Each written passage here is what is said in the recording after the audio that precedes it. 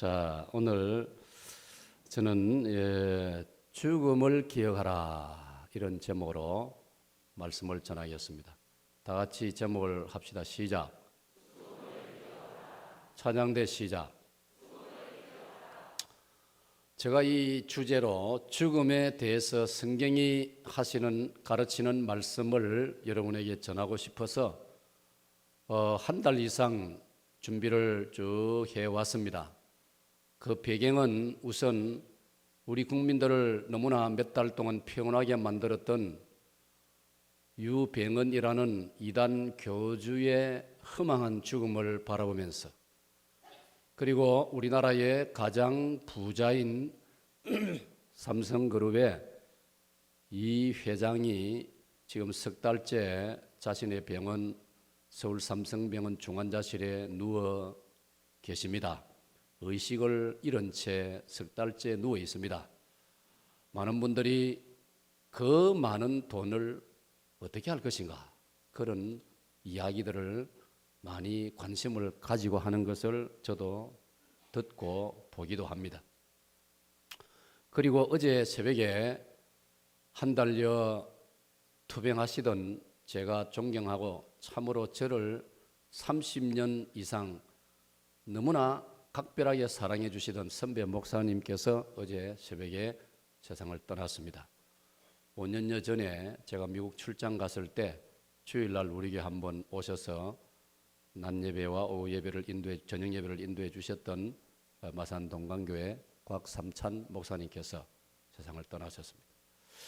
그분의 얼굴을 여러분이 기억을 하실런지요? 우리 목사들 세계에서도, 선배들 중에서도 가장 체격도 늠름하시고 항상 당당하시고, 올해 78임에도 불구하고 허리가 꼿꼿하시고, 그리고 아주 그 피부도 뽀얗고 혈색도 좋은 건강미가 넘치는 그런 어른이었는데 이렇게 세상을 떠나셨습니다. 그래서 저는 이런 여러 가지 배경을 가지고 성경이 말하는 죽음에 대해서 한번 좀 생각할 또 때가 되었다, 그렇게 판단이 되어서 오늘은 이 주제를 여러분에게 설교하겠습니다. 우리는 인간에게 네 가지의 삶의 과정이 있다는 것 알고 있습니다. 그건 생로병사입니다.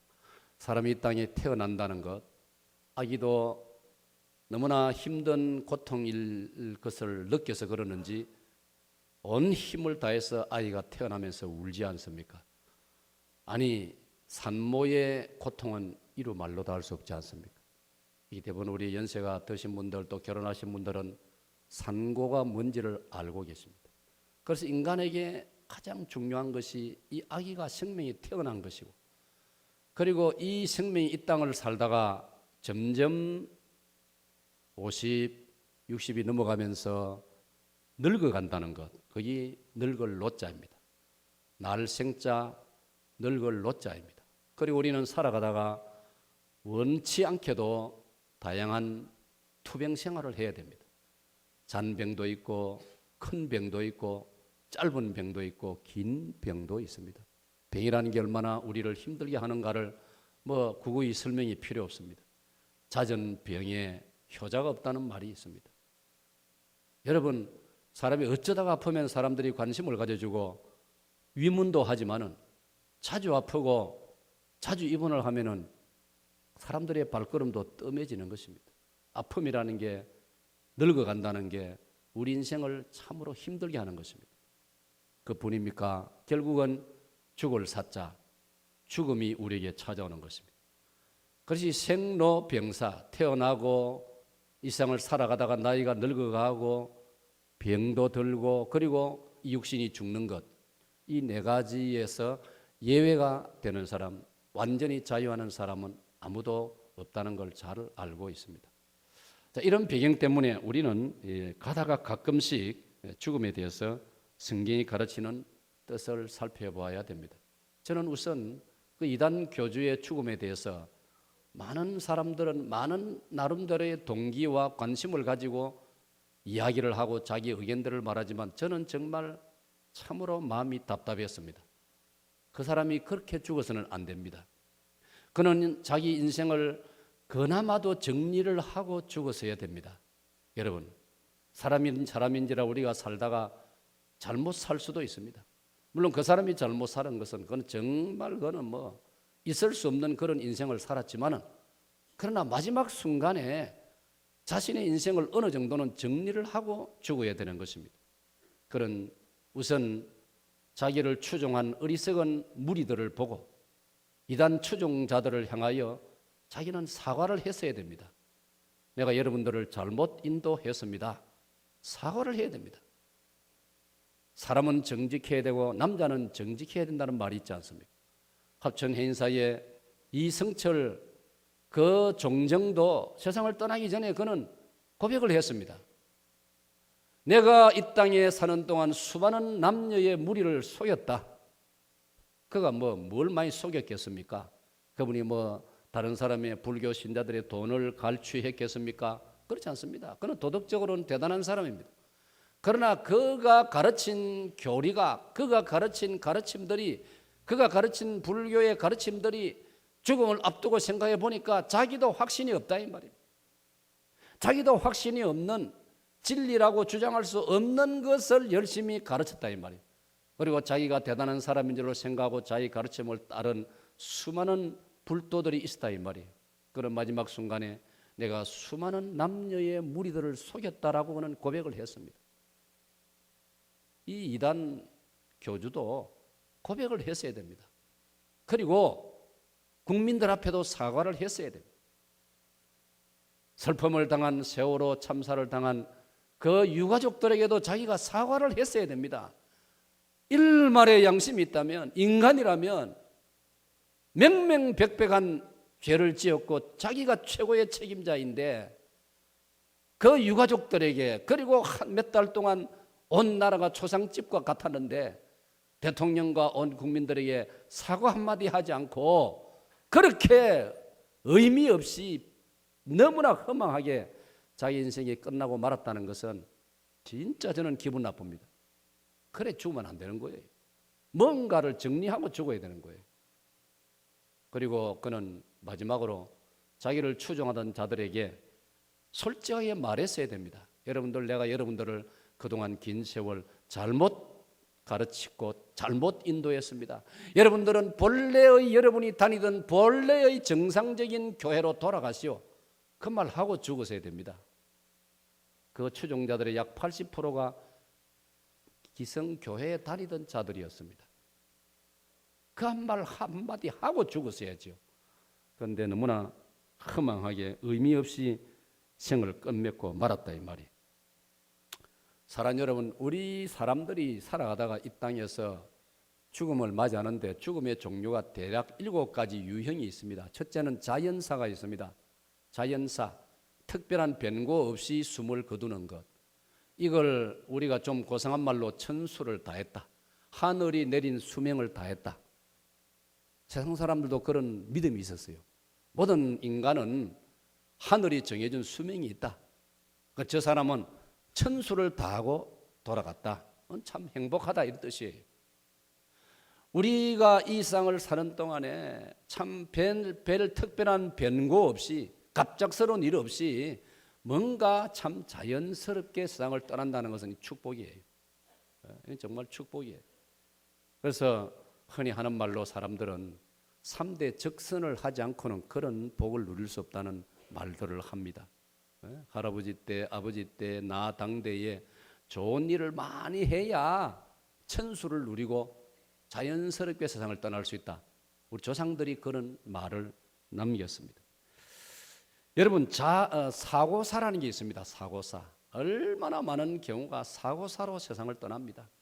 세월호 사건도 그렇고 교통사고도 그렇고 건축하다가 옥상에서 떨어지는 것도 사고사고, 등산하다가 이렇게 실족해가지고 추락사 하는 것도 얼마나 이런 일들이 세상에 많습니까?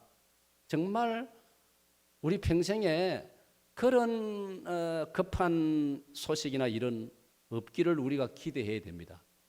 사람인지라 불가항력적인 경우도 있습니다만은 사고사 당하지 않도록 우리가 스스로 조심도 하고 기도를 해야 되는 거예요. 그래서 저는 담임 목사로서 늘 일찍 담임 목회를 시작한 그때부터 지금까지 늘 여름이 되면 조바심이 나는 거예요. 이 여름 행사들을 은혜 가운데 잘 마쳐야 된다.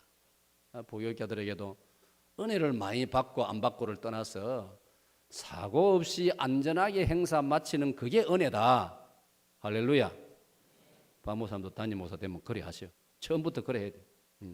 은혜를 많이 받고 그걸 떠나서 안전하게 여름을 보내는 게 그 교회가 은혜라 이 말이에요.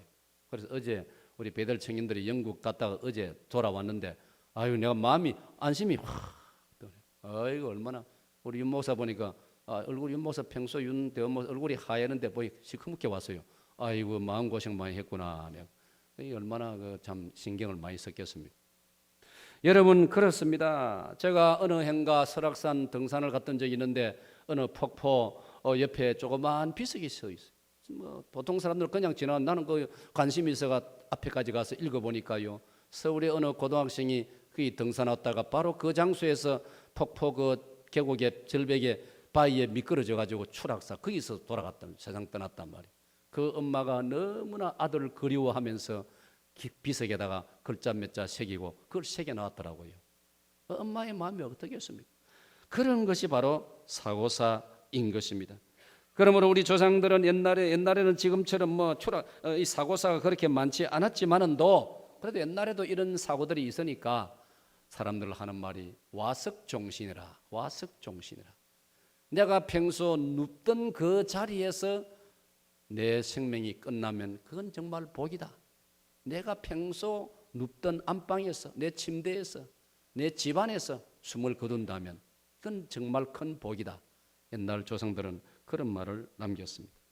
아까 말씀드린 대로 그 다음 세 번째 유형은 병사입니다. 병으로 세상을 떠나는 것입니다. 이거는 이런 말로 다 할 수 없습니다. 얼마나 지금도 수많은 종합병원의 중환자실에는 생사를 오락가락하는 환자들이 얼마나 많이 있습니까?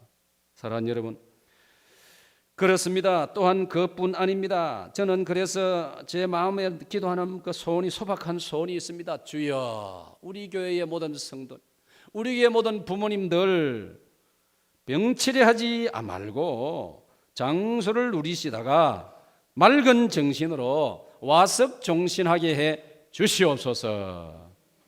제가 이런 기도를 자주 합니다. 정말 우리 교회 부모님들 병치레하지 마시고 건강하게 사시고 씩씩하게 걸어서 예배당을 다니시다가 맑은 정신으로 어느 날 주님께서 정말 잠자는 듯이 불러가시게 해 주시옵소서. 그런 기도를 제가 정말 그런 기도를 할 때가 있습니다.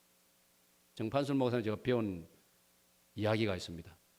9988234 처음에는 나 무슨 방정식 숫자인 줄 알았는데 9988234 9세까지 팔팔하게 살다가 2, 3일 앓다가 그 다음 4일째 돌아가는 거. 얼마나 큰 복입니까? 오늘 우리 사역동계 어르신들 내가 정모산 들은 그 이야기를 인용해서 우리 모든 어르신들 9988234 하시기를 축원합니다. 그러면 혹시 98세 되신 분 너무 섭섭해가지고 목사님 그러면 날들어 올래 그만 가라 말입니까? 하나님께서 또 다 수명 가지고 계시니까 저희 어머님도 지금 97세인데 저희 어머님 앞에 가서는 그렇게 말을 못하지요. 어머님 앞에 가서는 뭐라 해야 될지 모르겠네. 188 해야 되는지 128 해야 되는지. 사랑하는 여러분, 그 다음에 우리 죽음의 유형을 보니까요, 유아사가 유아사. 태어나자마자 어린 젖먹이 시절에 안타깝게도 세상을 떠나는 그런 경우도 우리 성도들 가운데도 그런 아픔들이 있을 수 있을 겁니다. 어린 자녀를 이렇게 태어나는 어린 자녀가 그 유아기를 넘기지 못하고 세상을 떠나는, 여러분이 성경에도 있더라고요. 사무엘하 12장 다윗에게 아들이 태어났는데 며칠 시름시름 앓다가 결국 얘가 죽었습니다. 다윗 왕이 이 아들 살려보려고요, 다윗이 식음을 전폐하고 하나님 앞에 회개의 기도를 드립니다. 하나님, 나의 죄가 큽니다. 내 죄를 용서하시고 이 아이를 살려주십시오. 그래도 하나님이 데려가시더라고요. 다윗의 기도라고 하나님이 다 들으시는 게 아니에요. 그런데 거기서 다윗이 정말 믿음이 훌륭하다는 것은요, 아이가 딱 죽고 나니까 바로 정신을 딱 차리고 세수하고 목욕하고 옷 딱 갈아입고 식사 시작하더라고요. 그러니까 신하들이 이해가 안 돼서 물었죠. 왕이시여, 아기가 아플 때는 식음을 전폐하고 그러시더니 죽는 순간 바로 이렇게 세수하시고 샤워하시고 음식 잡수는 거 좀 우리가 이해가 안 됩니다. 그때 다윗 왕이 답을 이렇게 말합니다. 야, 이 사람들아, 아이가 죽기 전에는 혹시나 하나님께서 기회를 주실까 기도했지만 이미 하나님이 데려가 버리시는데 내가 가히 붙들고 울고불고 하면 뭐하느냐. 하나님께 맡겨드릴 뿐이다. 할렐루야. 정말 감동적인 그 다윗 왕의 그런 모습이었습니다. 그 다음에 전사가 있습니다. 나라를 위해서 싸우다가 전사, 순국, 직장을 위해서 일하다가 순직, 우리로 말하면 순교, 이런 참 감동적인 이런 죽음의 이야기들이 얼마나 많습니다. 요즘 명량이라는 영화가 온 국민들의 관심을 끈다고 하는데 저도 목화 한번 보려고 생각하는데 언제 시간을 낼까 하고 있는데 어디 보신 분들 어떠십니까? 좋습니까? 아니, 솔직히 말해서 그건 뭐 보았다고 누가 뭘 갑니까? 저한테 막 문자로 보라고 그 전화 권하는 분도 막 문자가 오더라고요. 목사님 정말 한번 보세요. 기왕 문자 값에 영화비도 좀 같이 보내좀. 사랑하는 여러분, 그래서 순국하는 분들, 유신 장군은 세상을 떠나면서 우리 역사에서 배웠지 않습니까? 일본의 그 적탄에 맞고서도 나의 죽음을 알리지 말라. 나의 죽음을 적들이 눈치채지 못하게 하라. 정말 참 위대한 죽음이지요. 순교, 창세기 4장의 아벨의 순교, 마태 14장의 세례 요한의 순교, 사도행전 7장의 스데반의 순교, 우리 한국 교회에서 주기철 목사님과 손양원 목사님의 순교. 여러분, 이런 죽음도 있습니다. 객사도 있습니다. 객사. 집을 나가서 나그네 생활 여행하다가 아니면 집에 대한 기억을 잊어버리고 헤매다가 이렇게 밖에서 멀리서 죽음을 맞이하는 이런 죽음들, 이 객사라고 부릅니다. 놀랍게도 러시아의 대문호 톨스토이도 객사를 했더라고요. 톨스토이가 러시아의 어느 시골 역 광장에서 쓸쓸히 죽음을 맞이하면서 그가 남긴 말을 거기에 있던 사람이 기억을 해가지고 전해주고 있는데 톨스토이가 이렇게 말했어요. 마지막, 이제 남은 건 해저무는 시골역에서 조용히 눈을 감는 것이구나. 그렇게 죽는 경우도 있습니다. 마지막으로 크게 7번째 유형이 뭐냐면은, 이건 참 안타까운 일입니다. 자살이 있습니다. 자살. 여러분, 우리나라가 지금 매년 평균 작년 2013년도에 13,600명이 자기 목숨을 끊었습니다. 과거에는 정말 이런 경우가 몇 사람 안 되는데 지금은 이렇게 유행병처럼 번지고 있습니다. 교통사고가 5천여 명인데 과거에는 교통사고가 근 2만여 명 되는데 교통 문화가 이제 발달하기 때문에 그런 경우가 많이 줄어드는 대신에 스스로 목숨을 끊는 일들이 많아지고 있습니다. 사랑하는 여러분, 분명히 자기 목숨을 끊는 것은 비성경적이고 비신앙적입니다. 하나님이 금하시는 것입니다. 하나님께서는 우리 각자의 자기 몸을 잘 보존하라고 말씀했습니다. 이유 없이 자기 몸을 해치는 것은 죄악입니다, 여러분. 에베소서 5장 29절에 보면 주님께서 말씀하시기를 자기 몸을 보양하라. 자기 몸을 보양하라고. 자기 몸을 잘 지키고 건강을 유지하라 이 말이에요. 그래서 저도 그제 짱어탕을 보양하기 위해서 한 그릇 먹었습니다. 자기 몸을 보양해야 됩니다. 우리 기독교 신자는 자기 몸을 갖다 학대를 하고 이건 아니에요. 이 세상에는 이상한 종교는 그런 데가 있어요. 자기 몸을 학대하는 게 마치 종교심이 깊고 신앙심이 깊은 것인 것처럼 그건 아주 잘못된 거예요. 받합시다. 내 몸을 보존하자. 고린도전서 3장 16절에 보면은 네 몸은 네게 아니다. 하나님이 주신 것이고 네 몸은 하나님의 것이고 네 몸은 심지어 하나님의 성령이 거하시는 전이라고 했습니다. 놀라운 말씀 아닙니까? 우리 몸 안에, 나라는 인격 안에 하나님의 영, 성령님이 거하신다는 걸 믿으시기를 바랍니다. 이런 귀한 몸을, 육체를 함부로 해가 되겠습니까? 술을 막 퍼부가 되겠습니까? 담배를 끊임없이 피우가 되겠습니까? 몸을 해치는 것인데 몸을 깨끗하게 보존해야 되는 거예요. 이게 성경이 가르치는 바예요. 그 다음에 성경에 보니까요, 참 그 감동적인 죽음으로 인생을 마치는 분들 이야기가 성경에 기록되어 있습니다. 첫 번째는 야곱이고, 두 번째는 모세고, 세 번째는 신약에서 대표로 나사로입니다. 우선 우리 믿음의 조상 야곱의 죽음을 창세기 49장 33절은 이렇게 가르치고 있습니다. 다 같이 읽겠습니다. 야곱이 아들에게 명하기를 마치고 그 발을 침상에 모으고 숨을 거두니 그의 백성에게로 돌아갔더라. 여기 보세요. 얼마나 야곱이 복된 죽음입니까? 여러분, 이때 적어도 야곱의 나이가 140세쯤 되었습니다. 그리고 자기 발을 침상에 모으고, 아까 뭐라 했습니까? 이걸 우리말로 하면 와석종신입니다. 야곱은 자기가 잠자던 침대에서 자 편안히 누운 채로 숨을 거두게 되어지는 것입니다. 야곱이 이런 복을 받은 것입니다. 성경을 계속 읽어보니까 야곱은 그런 정도가 아닙니다. 야곱은 숨지기 전에 자기가 할 수 있는 일을 다 했습니다. 아버지로서, 할아버지로서 자기 12 아들에게 전부 안수기도를 다 해주었습니다. 축복 기도를 다 해주었습니다. 그러니까 우리 한 70 넘어가신 어르신들은 미리 좀 안수기도 많이 해놓으셔. 나중에 뭐 급하게 하지 마시고 또 기회 놓치면 안 되니까 야야, 내 미리 좀 안수기도 해놓는다. 요즘 유언도 미리 작성하던데 그거 얼마나 좋습니까? 미리 안수기도 자기 자녀. 여러분 중에 아직 자기 자녀들에게 안수기도 한 번도 안 해보신 분들은 이제 자녀들이 오면은 좀 안수기도 좀 하세요. 그냥 참 성경적이에요. 야곱이 손을 아들 요셉의 머리에 얹고, 야곱이 손을 자기 손자 므낫세와 에브라임에게 손을 얹고 안수기도를 하는 장면이 창세기 49장에 나와 있단 말이에요. 신의 힘을 다해가지고 축복 기도를 하는 거예요. 그리고 12 아들 12 지파를 위해서 일일이 기도를 다 하는 거예요. 다 하고 숨을 거둔다 이 말이에요. 그리고 야곱이 세상을 떠났을 때 애굽 사람들마저도 야곱의 죽음을 슬퍼하면서 70일을 애곡하였더라. 그렇게 되어 있습니다. 그 다음에 모세의 죽음을 성경이 기록을 했는데 이것은 신명기 33장과 34장 두 장에 걸쳐서 기록되어 있습니다. 여러분, 모세 역시 세상 떠나기 전에 이스라엘 12지파를 위해서 구체적으로 기도하는 장면이 나와 있습니다. 얼마나 정성껏 기도를 하는지요. 그 기도의 내용이 방대합니다. 그게 신명기 33, 34장에 다 기록되어 있습니다.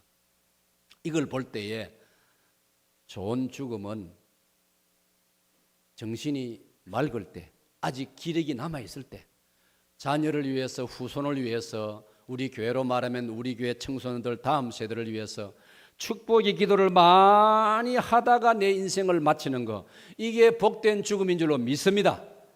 뿐만 아니라 모세는 죽음을 앞두고 죽음이 다가오는 걸 느낄 때에 그는 인생에 대해서 올바른 이해를 가지고 있었습니다.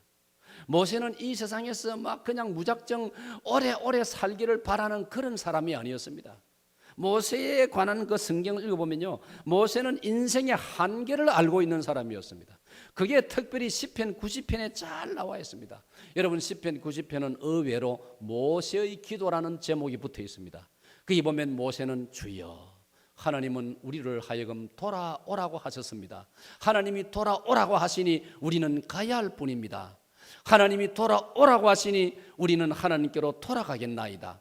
하나님, 인생의 연수가 70이요 강건하면 80이라도 그 연수의 자랑은 수고와 슬픔뿐이요 우리가 신속히 가니 날아가나이다. 하나님이여, 그러므로 우리에게 우리의 날 계수함을 알게 하사 우리에게 지혜와 총명을 주셔서 우리가 인생임을 깨닫게 하여 주옵소서. 할렐루야. 여러분, 모세는 정말 대단한 사람 아니었습니까? 그는 애굽의 왕자로 자랐습니다. 그는 애굽 궁궐에서 이집트가 인류 역사에서 가장 빛나던 시절에, 이집트가 세계 문명을 이룰 때, 우리가 학교에서 배울 때 나일강의 문명이 꽃피울 때, 그때 모세는 애굽의 왕자였습니다. 그럼에도 불구하고 이 모세는 하나님을 만나고 믿음으로 살면서 인생을 깨달은 겁니다. 인생은 한계가 있다. 언제까지나 호강하고 언제까지나 깃발 날리고 언제까지나 화려하게 살 수 있는 존재가 아니라는 걸 모세는 알고 있었습니다. 언제라도 하나님이 부르면 주께로 가야 한다는 걸 그는 알았던 것입니다.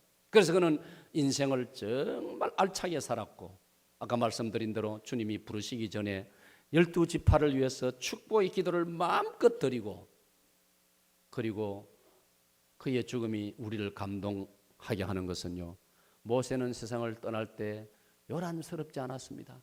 조용히, 놀랍게도 조용히 세상을 떠났습니다. 하나님께서 모세를 너는 죽을 때는 조용히 떠나라. 하나님이 그렇게 하시니까 또 그럴 수밖에 없지요.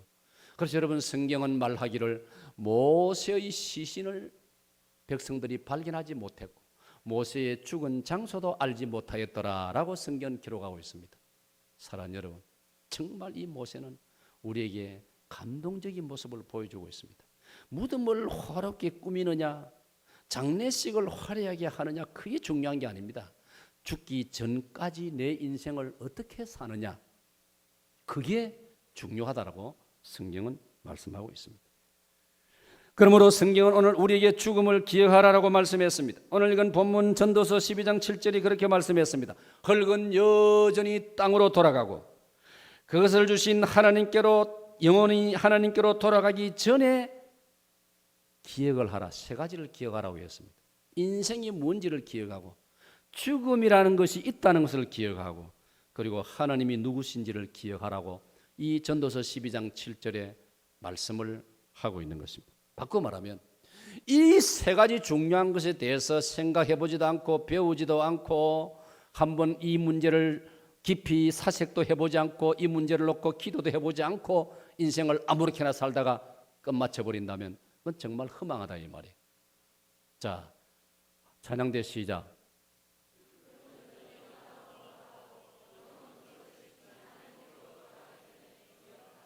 여러분, 전도서에 보면은 사람이 잔치집에 가는 것보다 초상집에 가는 것이 더 나으니라고 했습니다. 시편 9편 20절에 보면은 하나님이여 우리로 하여금 인생인 줄을 알게 하옵소서. 인생인 줄을 알게 하옵소서. 우리가 인생뿐임을 알게 하옵소서. 받합시다. 우리는 인생입니다. 인생이란 말은 창세기 또 돌아가서 공부해 보면요, 흙이라는 뜻이에요. 인생, 사람입니다. 사람의 원어는 거슬러 올라가면 아담입니다. 우리 조상 아담. 아담이란 말의 뜻은요, 원뜻은 흙입니다. 하나님이 흙으로 우리 인생을 지었어요. 그래서 우리가 언젠가 세상을 떠나면 이 육체는 흙 속으로 들어가는 것입니다. 인생이 흙임을 기억할 때 우리는 인생을 좀 더 진지하게 살 수 있고 겸손하게 살 수 있고 의미 있게 살 수 있게 된다는 것을 성경은 말씀하고 있는 것입니다. 그럼 오늘 본문은 우리 죽음에 대해서 우리에게 무엇을 교훈하고 있습니까? 첫째로 정말 인생을 신중하게 살아라고 성경 가르치고 있습니다. 자, 다 같이 이제 제목 읽읍시다. 시작. 정말 인생을 경거망동 가볍게 살아서는 안 된다라고 성경은 우리에게 말씀하고 있습니다. 우리 정말 인생을 진지하게 살아야 돼요. 이런 말이 있습니다. 인생을 장난처럼 살지 말라. 여러분, 인생을 장난처럼 사는 사람도 많습니다. 인생이 마치 장난인 것처럼. 지금 군부대에서 말도 안 되는 자기 동생 같고 자기 형님 같고 자기 친구 같은, 같이 네모반에서 잠자고 같은 밥에 같은 솥에서 만든 밥을 먹고 사는 전우가 어떻게 그렇게 할 수 있느냐 말이에요. 그건 인생을 장난처럼 여기고 장난보다 못하게 여기는 일이란 말입니다. 저는 우리 부교육자들에게 내가 다 지시를 했어요. 우리 교회 대학부생들이나 군대가 있는 아이들이나 혹은 중고등학생들까지라도 학교에서나 군대에서나 학교에서 왕따를 당하거나 교육자들 모르게 깊은 고민에 빠져 있는 그런 경우가 없는지 빨리 체크하고 살펴서 대처하라고 내가 이야기를 해놨습니다. 참, 이 세상에 이럴 수가 있습니까, 여러분? 인생을 장난처럼 사는 인간들이 이렇게 많다는 겁니다. 철다곤이 없는 이 10대, 20대만 그런 게 아니고 어른들 중에서도 인생을 장난처럼 사는 자들이 많아요. 그러면 안 되는 거예요. 인생이 얼마나 소중한데요. 아까 말씀대로 이 재료는 흙으로 지었지만은 우리 속에는 하나님께서 하나님의 기운을, 영감을 불어 넣으셔가지고 우리가 하나님의 형상을 가지고 있다고요. 하나님의 인격을 가지고 있다고요. 받아봅시다. 하나님의 인격. 우리가 때로는 얼마나 고상합니까? 사람이 때로는 얼마나 고상하지 않습니까? 인상도 고상하고 하는 말도 고상하고 남기는 작품이나 이것도 고상하고요. 인생이 그렇게 고상한 거예요. 그 고상한 거는 하나님을 닮았기 때문입니다. 이런 소중한 우리 인생을 그렇게 장난처럼 살고 함부로 살고 그건 정말 잘못하는 겁니다. 오늘 하나님께 전도 12장 7절을 통해 죽음을 기억하라는 이 말씀을 인생을 경거망동 가볍게 살아서는 안 된다는 교훈을 주고 있는 것입니다. 그래서 인생을 진지하게 살라는 겁니다.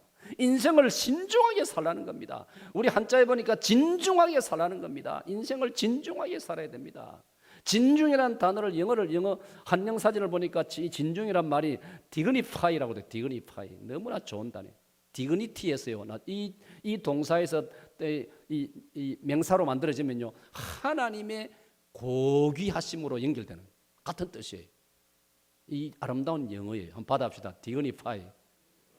디그니파이. 아주 좋은 단어예요. 고귀함, 고결함, 순진무구함, 아름다움, 고상함, 무게 있음 그런 뜻이에요. 오늘 성경은 우리에게 인생을 디그니파이하게 진중하게 진지하게 살라고 말씀하고 있는 거예요. 오늘 사역동계 성도 저와 여러분은 우리 하나님 허락하신 한 번의 인생을 진중하게 살아야 할 줄로 믿습니다. 진중하게 함부로 살면 안 되는 거예요. 그래서 저 마케도니아 제국의 필립 왕은 자기 비서실장에게 아침마다 잘 주무셨습니까? 인사하러 올 때에 이 한마디도 덧붙여라고 명령을 내렸습니다. 뭐냐면 왕이여 왕께서도 한 번은 죽는다는 사실을 잊지 마시오. 얼마나 그 비실장이 고통스럽겠습니까? 매일 아침 그걸 외쳐야 되니까. 그런데 왕이 시키니까 뭐 또 안 할 수도 없고 그만큼 지혜로운 왕이란 말이에요. 왕이니까 뭐 무소불위하고 뭐 못할 게 있습니까? 마음 먹은 대로 다 할 수 있고 뭐 기분 마음대로 낼 수 있고 옛날에 왕들 그렇지 않습니까? 그런데도 이 필립 왕은 나는 인생을 그렇게 살지 않겠다. 인생을 진지하게 살겠다. 그러기 위해서는 나도 한 번은 언제라도 죽는다는 걸 내가 잊어서는 안 된다. 그 비서실장이 아침마다 문 앞에서 외치는 거예요. 인생을 진지하게 사는 사람입니다. 그 필립 왕 밑에 아들이 태어났는데 그가 알렉산더 대왕입니다. 여러분. 인생을 진지하게 살아야 돼요. 하나님께서는 우리를 저울로 달아보실 것이라고 말씀했습니다. 모든 인생은 일생에 한 번은 하나님의 저울에 우리가 올라서야 됩니다. 우리를 하나님이 달아보신다고 했습니다. 이게 다니엘서 4장에 나옵니다. 다니엘 4장에 바벨론의 벨사살 왕이 아주 경거망동한 사람이었습니다. 나라가 벽척간두 위기에 처했음에도 불구하고 신흥 강대국 페르시아가 지금 목을 조여오는데도 불구하고 그걸 막을 대책은 고민하지 않고 날마다 파티를 벌이고 술 흥청망청 마시고 맨날 저녁 연회를 베풀었습니다. 다니엘 4장 끝에 가면 어느 날 저녁에 연회 장소 벽에 무서운 손가락이 나타나가지고 손가락이 글을 확 썼단 말이에요. 평생 뜻을 읽을 수 있는 뜻을 알 수가 있습니다. 머리 좋다는 대학 교수 모든 학자들 다 불러가지고 해석해봐라. 아무도 해석을 못한단 말이에요. 그때 신하 중에 한 사람이 왕이시여 머리 좋은 선조 때부터 조상 때부터 머리 좋던 다니엘이 있지 않습니까? 이스라엘 청년 히브리 사람 그 다니엘은 아마 해석을 할 겁니다. 다니엘이 와서 그 글자를 읽으면서 하나님께 기도했더니 해석이 나왔습니다. 그 글자가 내용이 무엇이었습니까? 메네메네 데겔 우바르신. 다 같이요 시작. 오늘 성도 여러분 가운데 세례도 받아놓고 목사님 나는 평생에 처음 보는 글자입니다. 다니엘서 4장에 나와 있다니 25절에. 한 번 더 시작. 기록된 글자는 이것이니 곧 메네메네 데겔 우바르신이라. 비엔 어디서? 길에서 만나면 물어봅니다. 술 마시던 왕궁 벽에 나타난 글자가 뭐랍니까 하면은 우리가 설 줄은 몰라도 저 말은 해야 안 되겠습니까? 다시 한번 다 같이 시작. 메네메네 데겔 우바르신. 그런데 아는 사람 아무도 없다. 다니엘이 하나님의 사람 다니엘이 해석을 해 주었습니다. 왕이여 저 말의 뜻은 하나님께서 왕을 하나님의 저울에 달아보았는데 왕이 무게가 모자랍니다. 하나님의 저울 무게, 하나님이 원하시는 무게에 모자랍니다. 당신은 경박하고 경솔한 왕입니다. 그 뜻 아니겠습니까? 그날 밤에 적들이 쳐들어와 가지고 바벨론이 무너지고 페르시아 나라가 새로 인류 역사 속에 등장하게 되는 것입니다. 사랑하는 여러분, 오늘 벨사살 왕만 그런 게 아니고 우리 모든 인생은 언젠가 하나님의 저울에 우리가 측정을 받을 날이 온다는 것을 잊지 마시기를 바랍니다. 하나님의 저울에 주 예수 그리스도의 은혜로 다 너끈히 통과하는 저와 여러분 되시기를 축원합니다. 축원합니다. 시편 60편 9절에 아 슬프도다 사람은 입김이며 인생도 속임수이니 저울에 달면 입김보다 가벼우리로다. 우리 성경 시편에 이런 말씀도 다 있어요. 그리고 우리 인생을 진지하게 살라 이 말이에요. 뿐만 아니라 여러분, 인생을 경거망동하지 말라는 말은 인생을 낭비하지 말라는 뜻이에요. 받아봅시다. 인생을 낭비하지 말라. 인생을 낭비하지 말라. 인생을 낭비하는 사람들이 너무 많아요.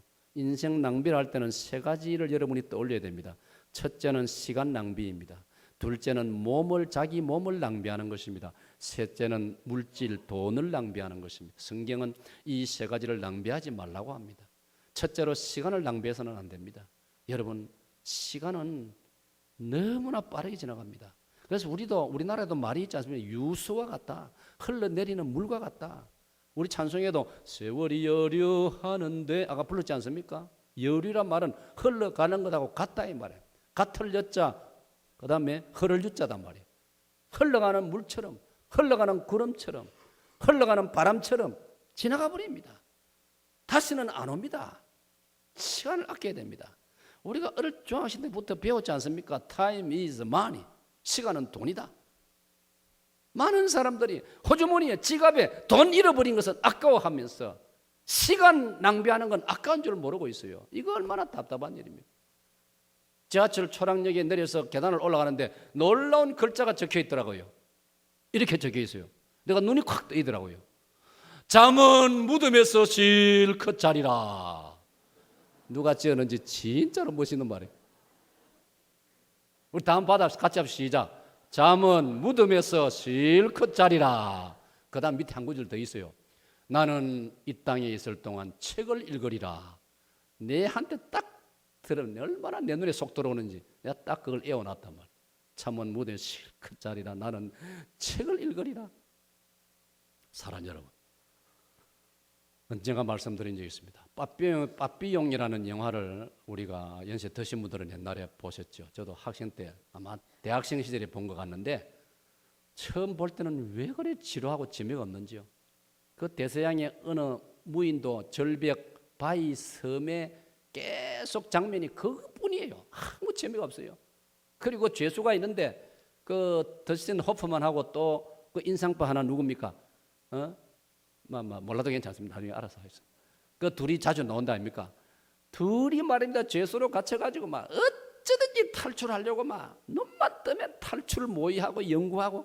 근데 그 탈출이 됩니까? 뭐 절의 고도의 바위섬 하나인데 어디로 도망갈 겁니까? 또 잡혀오고 또 잡혀오고 두드려 맞고 또 독방에 갇히고. 그게 계속 되는 영화입니다. 나는 그보다 너무 지루해가지고 막 졸기도 하고 자기도 하고 막 조는 게나 자는 게나 같은 말이지만 막 진짜 지루했습니다. 그런데 세월이 흐르면서 그 빠삐용이라는 그 이야기에 대한 글을 다시 읽으면서 내가 감동을 받았어요. 그 뒤에 제가 텔레비전에서 한 번 더 본 것 같아요. 진짜 좋은 영화입니다, 여러분. 한번 보세요. 진짜 좋은 영화입니다. 그 주인공 그 더스틴 호프만 말고 옆에 그 친구 한 사람, 그게 이제 거기서 더 주인공인데, 이 친구가 어느 날 길거리에서 경찰에 잡히는 거예요. 아무 이유도 없이 끌려가는 거예요. 그리고 바로 그 다음날 재판을 받습니다. 법원에 가가지고 판사가 재판을 하는데 탕탕 두드리면서 절해고도 섬해로 유배를 보내는 재판을 했단 말이에요. 그래 배에 실려가지고 끌려간단 말이에요. 막 포성에 묶여가지고 그러니까 막 분해가지고 막 눈만 뜨면은 도망치려고 이제 그래 하는 거예요. 그러다 어느 날 자기도 모르게 막 꿈에서 막 하나님께 대드는 거예요. 막 하나님, 내가 무슨 죄를 지었길래 이게 날로 갖다 보내가지고 내가 막 억울해 죽겠습니다. 막 내가 뭐 이럴 정도 죄는 안 지었는데 왜 이럽니까 하면서 막 항의를 하거든요. 그런데 꿈에 항의를 하고 나니까 조금 있으니까 하늘에 천사 재판장이 나타나가지고 내 기억에 하얀 옷을 입고 하얀 모자를 쓰고 나타나가지고 재판하는 거예요. 그걸 말해주는 거예요. 네가 이 벌 받는 것은 시간을, 인생을 낭비한 죄니라. 이야, 진짜 설교 한 편 듣는 거 이상이에요. 내가 그래 감동을 받았어요. 그래서 그 영화가 새로 살아나는 거예요. 받아봅시다. 인생을, 시간을 낭비하지 말자. 성경은 그게 죄라고 했습니다.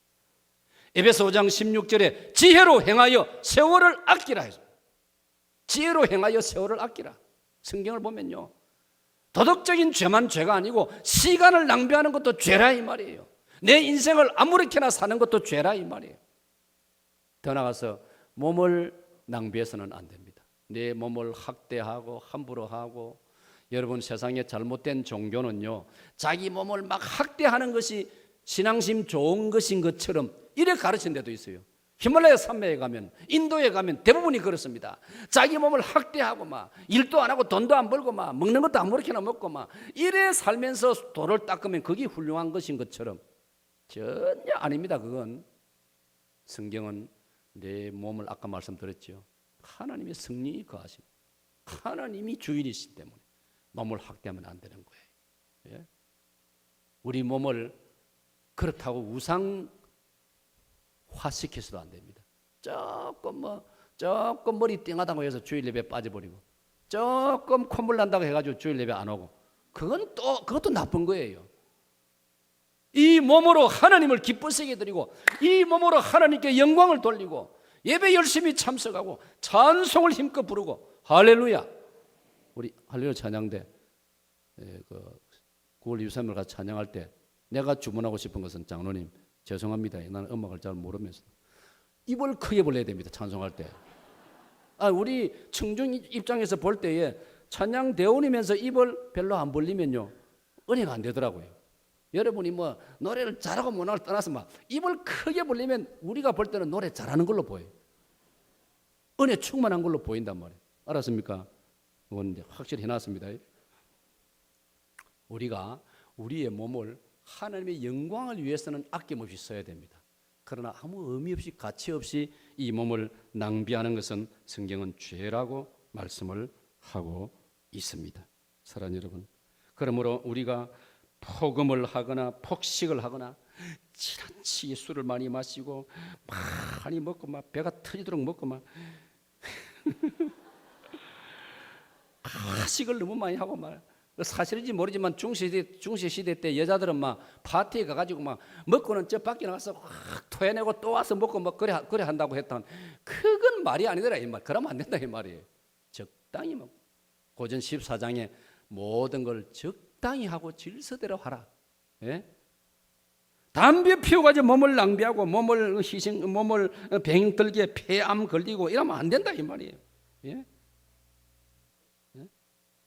담배 피우는 그거 뭐 거짓말 하는 거 비하면 그건 죄도 아니, 괜찮아요. 거짓말, 담배 많이 피우 있어.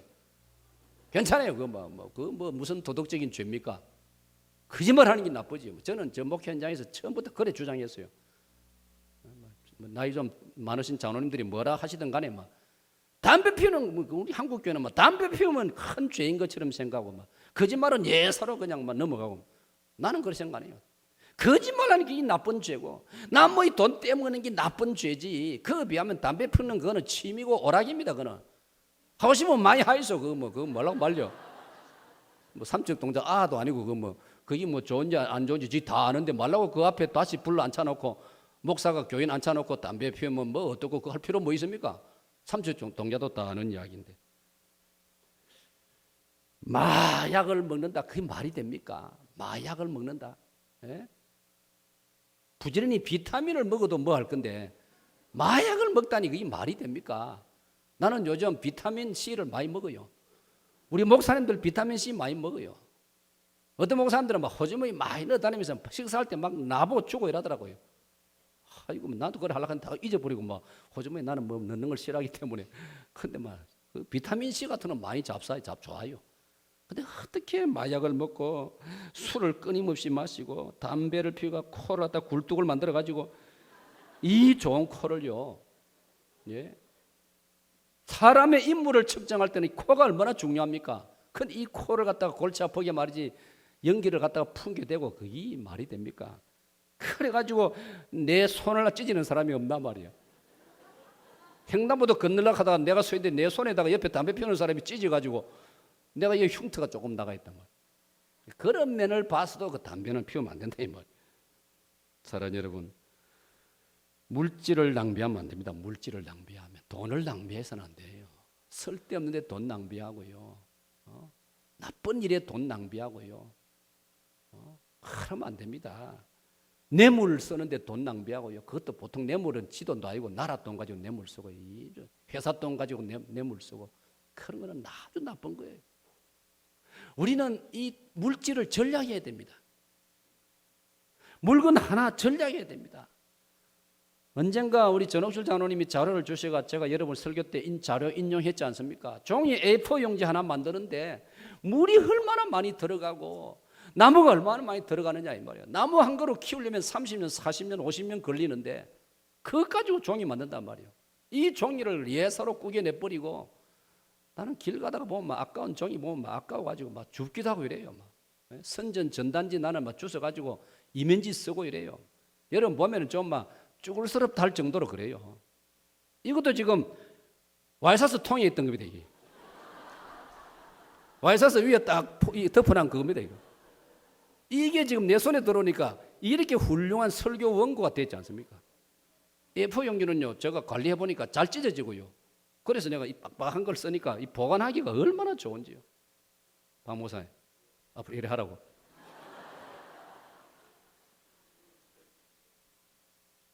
물질을 전략해. 필요 없는 사치품 사지 마시고요. 예? 제가 이렇게 하니까 여러분 정말 제가 쪼삭해 보입니까? 제가 이래도요 헌금하는 데는요 제가 얼마나 손이 큰지 모릅니다. 다 알지 않습니까? 우리 장로님들도 알고 재정부서도 다 알고요. 저는 이렇게 아껴가지고 하나님 나라 위해서는 저는 기분 좋게 넉넉하게 헌금하려는 철학을 지금까지 저는 실천하고 있는 사람입니다. 네. 내가 언젠가 절기 헌금 한번 하도 뭐 목사님도 관심을 가져야 됩니다. 이래서 절기 헌금 명단 한번 내가 달라 해가지고 보다가 내가 시험 들었어요. 그 집 살림도 내가 알고 있고 교회 위치도 내가 직분 이런 위치도 알고 있는데 너무 성의 없는 헌금 명단 내가 보고요. 내가 시험 들었어요. 이분이 이 정도밖에 안 되나? 하나님을 정말 이렇게밖에 예우 못하나? 내가 시험 들었다고요. 진짜 말도 안 되는 성의도 할 수 없죠. 흉내만 내놨더라고요. 그래 내가 그다음부터 안 봅니다. 내가 시험 들까 싶어서 안 봅니다. 내가 안 봐도 뭐 하나님 다 하시는데 뭐. 그러면 안 됩니다, 여러분. 물질을 바르게 쓰는 것이 그게 바로 하나님 앞에 옳은 자세인 겁니다. 의미 없이 낭비하지 말라는 이 말을 잘못해서 해가지고 헌금하는데도 인색하면요, 그거는 두 번 물질을 잘못 쓰는 사람이 되는 거예요. 그리고 우리가 죽음을 생각할 때는 큰 두 번째로 사람을 의식하면서 살아야 됩니다. 받아봅시다. 사람을 의식하자. 이 말을 바꾸면 사람도 의식하자 이 말이에요. 근데 여러분 우리가 함정에 많이 빠져요. 사람들이 무슨 말이냐면 아이고 뭐 하나님만 의식하면 되지 뭐 사람 의식할 게 뭐 있나? 그 틀린 말이에요. 내 증거를 들이댈게요. 요한 1서 4장 20절이 딱 증거해 주고 있습니다. 다 같이 읽겠습니다. 시작. 누구든지 하나님을 사랑하노라 하고 그 형제를 미워하면 이는 거짓말하는 자니 보는 바 그 형제를 사랑하지 아니하는 자는 보지 못하는 바 하나님을 사랑할 수 없느니라. 무슨 말입니까? 사람을 두려워할 줄 모르면 그 사람은 하나님도 두려워 안 합니다. 부모님을 두려워 안 하면요 하나님 두려워 안 합니다. 선생님 두려워 안 하면 하나님 두려워 안 합니다. 여러분 신앙생활에서 죄송하지만 목사를 의식 안 하면 여러분 하나님도 의식 안 합니다. 이 사람 인간입니다, 여러분. 저도 마찬가지입니다. 저도 여러분을 의식합니다. 여러분의 눈치를 제가 살펴야 됩니다. 그래야 내가 하나님도 의식하게 되어지는 거예요. 사람을 의식 안 하고 사람이야 보든 말든만 내 마음대로 행동하게 되면요, 그런 사람은 하나님도 겁 안 냅니다. 자기 하나님 없습니다. 자기한테.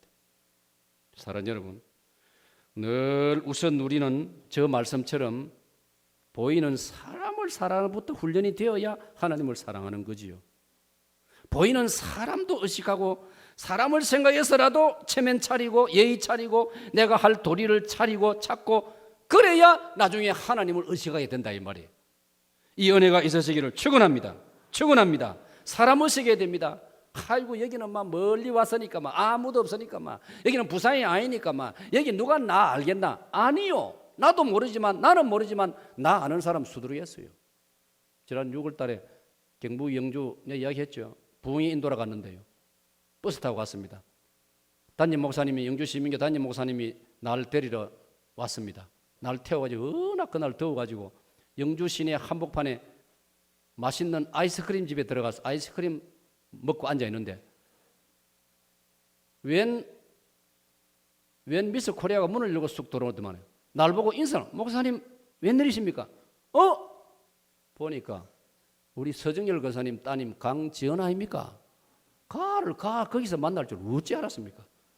쥐도 그냥 지내가다가 그 창가에 내 앉아 있는 걸 보고 쑥 들어서 인사한 거예요.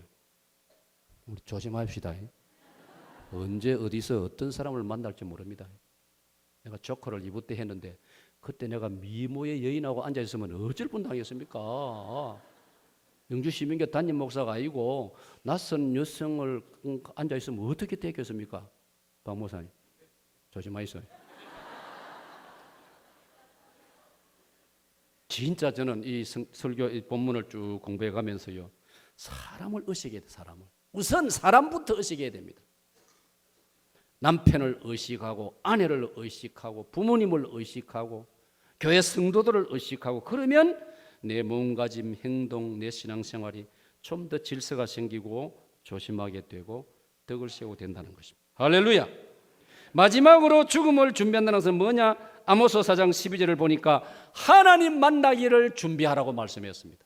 아모스 4장 12절 다 같이 읽습니다. 시작. 그러므로 이스라엘아 내가 이와 같이 네게 행하리라. 내가 이것을 네게 행하리니 이스라엘아 네 하나님 만나기를 준비하라. 사랑하는 여러분, 하나님 만나기를 준비해야 돼요. 이렇게 제가 말씀을 맺습니다. 우리는 아까 제가 제 선배 목사님 그렇게 건강하고 인상이 좋고 너무나 아름다운 분이신데 하나님 불러가시니까 의외로 요즘으로 보면 빨리 불러가신다. 언제 우리가 이 세상을 떠날지 모릅니다. 언제 하나님이 부르실지 모릅니다. 그런 때문에 하나님 만나기를 준비해야 할 줄로 믿습니다. 그리고 남은 인생을 정말 잘 살아야 됩니다. 잘 산다는 것은 아름답게 살아야 됩니다. 다른 사람에게 덕을 세우고 유익을 끼치고 살아야 됩니다. 저는 그 선배 목사님이 지나온 31년 동안 83년 마산제일교회 제가 부임했을 때부터 만났지 않습니까? 그때부터 지금까지 31년 동안 저를 끔찍히 사랑해 주시는 선배 목사님, 이야, 저 너무나 고맙게 감사하게 생각. 그 이미지가 제게 남아있고, 그래서인지 모레 화요일 장례식 때 저에게 조사를 맡겨왔습니다. 그 교회와 총회에서 김 목사가 조사를 해 주시오. 내가 그동안에 31년 동안에 아마 아름다운 그런 추억 몇 가지를 제가 이야기 곁들이면서 조사를 하려고 생각하고 있습니다. 말씀을 맺습니다. 사랑 여러분, 잘 사는 인생, 그리고 주 안에서 잘 죽는 죽음, 이 복을 받으시기를 축원합니다. 아버지 하나님 감사합니다.